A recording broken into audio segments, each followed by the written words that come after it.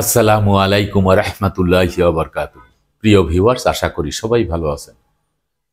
আজকে যে বিষয় নিয়ে আলোচনা করব সে বিষয় হচ্ছে ক্রয়কৃত সম্পত্তির রেকর্ড খতিয়ান দাতার নামে হয়েছে, তাহলে সম্পত্তি কি পাওয়া যাবে নাকি সম্পত্তি দাতার কাছে ছেড়ে দিতে হবে?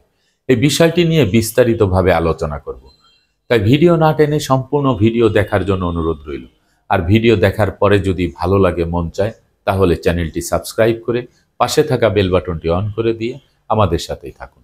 প্রিয় ভিউয়ার্স, জমি ক্রয় করার পরে, জমির মালিকানা বুঝে নেওয়ার পরে শান্তিপূর্ণভাবে বসবাস করছেন, কিন্তু হালনাগাদ যেই রেকর্ড খতিয়ানটি আসছে, জরিপকারকরা আসছে, সেই জরিপটি ক্রয়কৃত জমির মালিকের নামে না হয়ে সেই জরিপটি হয়ে গেছে পূর্বের মালিকের নামে, অর্থাৎ দাতার নামে।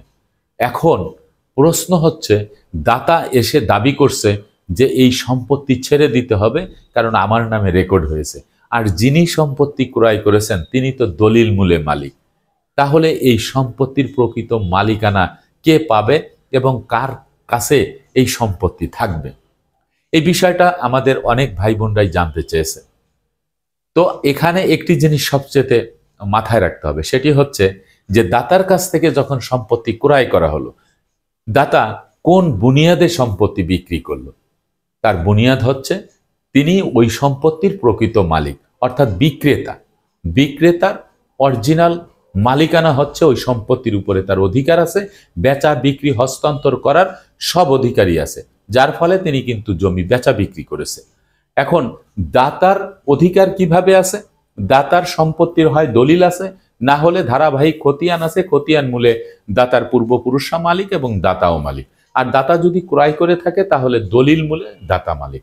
এখন দাতা সম্পত্তি বিক্রি করে দেওয়ার ফলে এই সম্পত্তিতে নতুন আরেকজন মালিক তৈরি হয়েছে, এবং যেই মালিক তৈরি হয়েছে তিনি যে দলিলটি পেয়েছে সেই দলিলটি সাব রেজিস্ট্রার অফিস কর্তৃক বৈধ উপায়ে বৈধ সিল স্বাক্ষরিত করে একটি দলিল রেজিস্ট্রি করা হয়েছে, নিবন্ধিত করা হয়েছে, যেটাতে স্বাক্ষর করেছে সাব রেজিস্ট্রার মহোদয়। এবং এই যে দলিল, এটি বালাম বইতে এন্ট্রি করা আছে, অর্থাৎ সরকারি রীতিনীতি মেনে, আইন মেনে এই দলিলটি করা হয়েছে। এবং এই দলিলের তফসিলে স্পষ্ট করে কিন্তু দাতা কথা বলা আছে, মানে দাতা গেয়ে গেছেন যে উক্ত সম্পত্তি থেকে সে সম্পূর্ণভাবে সত্যহীনভাবে, অর্থাৎ তিনি এই সম্পত্তি বিক্রি করে দিয়ে তিনি সেই সম্পত্তি থেকে তিনি সত্যহীন হয়ে গেছে, তার আর ওই সম্পত্তিতে কোনো সত্য নেই।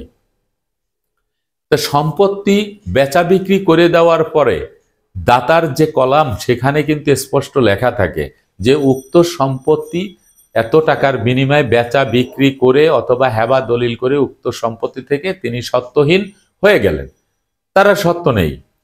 তা এই যে সত্যহীন হয়ে গেলেন, তিনি দলিলের মধ্যে গেয়ে গেলেন, সেই দলিল নিয়ে নতুন যে মালিকানা যিনি পেলেন, তিনি হেবা দলিল মূলে হতে পারে, দান দলিল মূলে হতে পারে, তিনি সাবকবলা দলিল মূলে হতে পারে, তিনি তো নতুন মালিক, যে কোনো উপায় হোক তিনি বৈধ উপায় দলিলটি করে নিয়েছেন।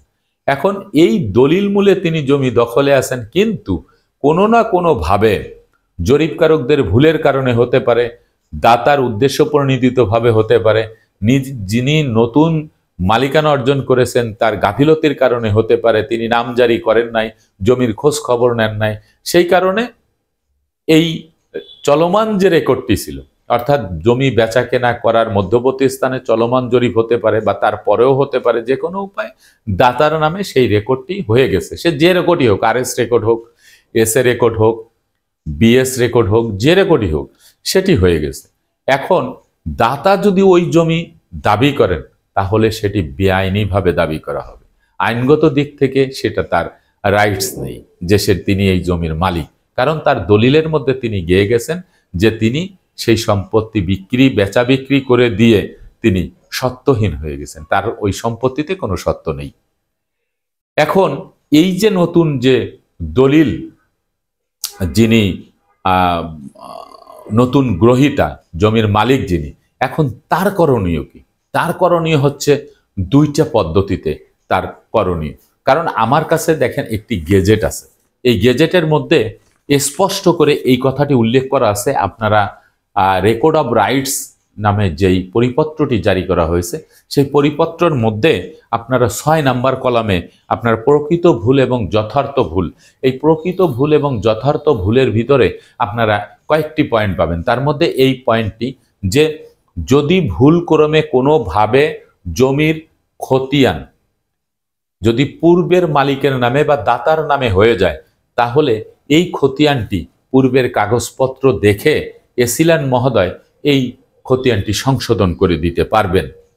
এবং বাবার নামে সম্পত্তি যদি সন্তানদের নামে না হয়ে যদি সন্তানরা আপোষ বন্টননামা দলিল করে নামজারি করে তারা সুন্দরভাবে বসবাস করতেছেন, সেই সম্পত্তিটাও পূর্বের মালিক অর্থাৎ বাবার নামে হয়ে গেছে, ঠিক একই সেম পদ্ধতি বা সেম সমস্যা। দাতার কাছ থেকে সম্পত্তি ক্রয় করেছেন, সম্পত্তির রেকর্ড হওয়ার কথা নতুন মালিকের নামে, কিন্তু সেই নতুন মালিকের নামে না হয়ে পূর্বের মালিকের নামে হয়েছে। আবার ওয়ারিশি সম্পত্তিও ওয়ারিশরা সম্পত্তি ভোগ দখলে আছেন নামজারি করে, কিন্তু তাদের নামে নামজারি না হয়ে সরাসরি পূর্বে বাবার নামে সেই খতিয়ানটি হয়েছে।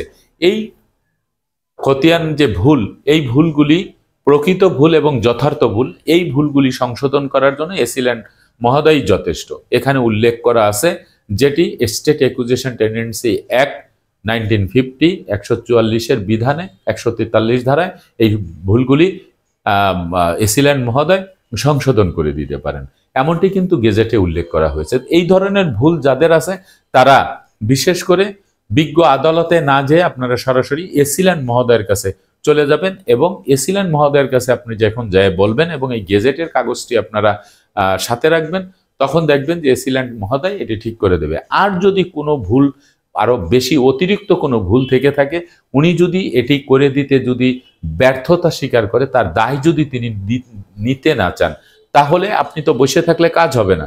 আপনি কি করবেন, জমি যেহেতু আপনার দখলে আছে, আপনার দলিল আছে, দলিলের সাথে বাকি যত ডকুমেন্টস থাকার কথা সবকিছু আছে, তাহলে আপনি একজন আইনজীবীর শরণাপন্ন হয়ে আপনি সেই আইনজীবী দিয়ে এই রেকর্ডটি সংশোধন করার জন্য বিজ্ঞ আদালতে একটি মকদ্দমা দিয়ে রাখবেন। তাহলে কি হবে জানেন, জমি আপনি যেহেতু দখলে আছেন এবং আপনার কাছে সকল কাগজপত্র আছে, তাহলে ওই রেকর্ডটি নিয়ে যখন আপনি আদালতে মকদ্দমা দিবেন, টাইম টু টাইম দেখবেন যে ওই রেকর্ডটি সংশোধন হয়ে আপনার নামে একটি ডিগ্রি রায় বা জাজমেন্ট চলে আসবে। ওই জাজমেন্টটি দিয়ে আপনি এসিল্যান্ড অফিস থেকে আপনি না এই করে নিতে পারবেন, সংশোধন করে নিতে পারবেন। আশা করি আপনারা এই বিষয়টি বুঝতে পেরেছেন। এইটা নিয়ে বেশি বিরক্ত হওয়াও যাবে না, হেজিটেশনে পড়া যাবে না। আপনারা খুব সুন্দর ব্রেনে, ঠান্ডা ব্রেনে আপনারা এই কাজগুলি করবেন। যারা প্রশ্ন করেছিলেন আমার এই চ্যানেলের, তাদেরকে অসংখ্য ধন্যবাদ একটি গুরুত্বপূর্ণ প্রশ্ন করার জন্য। আজকের মতো ভিডিওটি এখানে শেষ করব, আগামীতে দেখা হবে অন্য কোনো ভিডিও নিয়ে। সে পর্যন্ত সবাই ভালো থাকবেন, সুস্থ থাকবেন আর আমার জন্য দোয়া করবেন। আল্লাহ হাফেজ।